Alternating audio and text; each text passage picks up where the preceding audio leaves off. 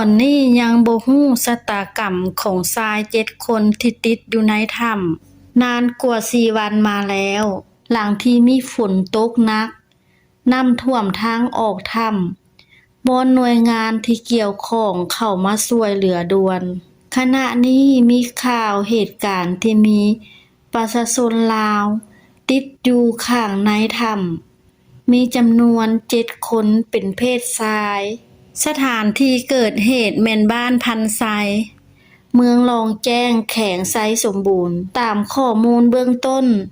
แม่นพากันเข้าไปหากินตามรายงานของคนที่อยู่ปากถ้ำและมื้อ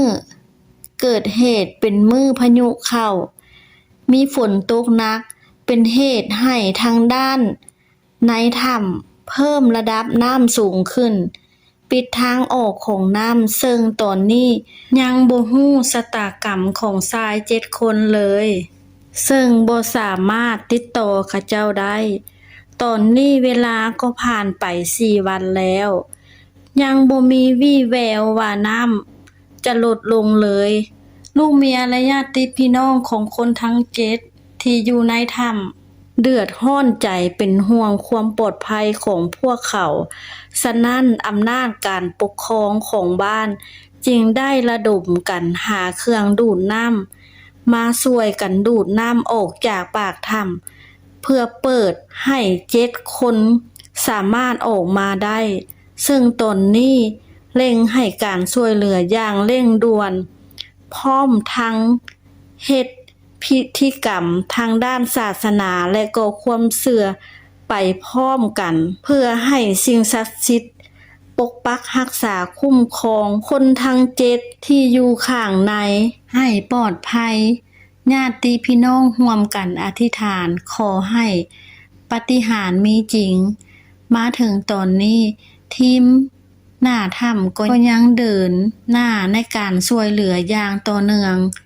วอนหน่วยงานที่เกี่ยวข้องที่มาเห็นข่าวนี้จงรีบด่วนให้การช่วยเหลือประชาชนด่วนเพราะทุกวินาที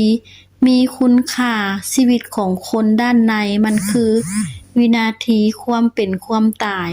มาติดตามบรรยากาศด้านหน้าถ้ำนำกันพี่น้องหลายพี่น้องนั่นแหละประโยชน์ละจะพูดอีกจะพูดอีกได้มาว่าขอยาว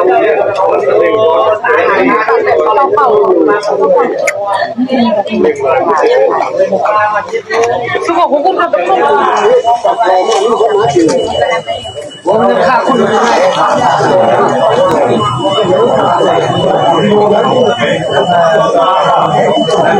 คิดเห็นตอน11 หมูป่าของประเทศไทยที่ติดอยู่ในถ้ำหลายวัน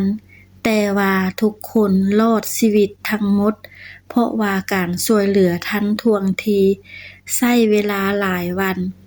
สุดท้ายทุกคนก็ปลอดภัยกลับมาอยู่ในอ้อมกอดของพ่อแม่อีกครั้ง